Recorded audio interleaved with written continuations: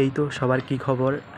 আমার এই তো এখন কলেজের দিকে যাইতেছি। আজকে দিনটা মনে হয় জানি না কেমন কাটবে আর কি। আজকে বায়োকেমিস্ট্রি আইটেম আছে, তো আইটেমটা হচ্ছে ফার্স্ট আইটেম বায়োকেমিস্ট্রি।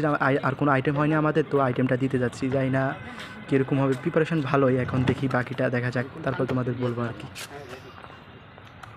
এই তো এইমাত্র কলেজ থেকে আসলাম, আর বায়োকেমিস্ট্রি পরীক্ষাটা ভালো হয়েছে, যাই হোক পাশ করছি।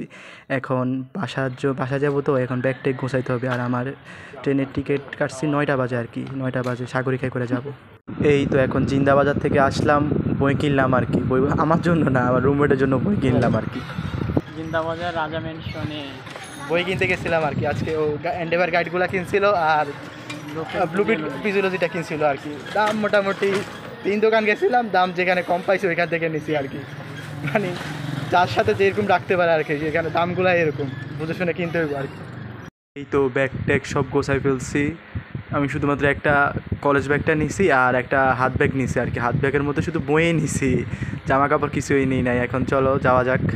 তো বাসার উদ্দেশ্যে বের হয়ে গেলাম, এখন বাস স্টেশনে যাবো আর কি।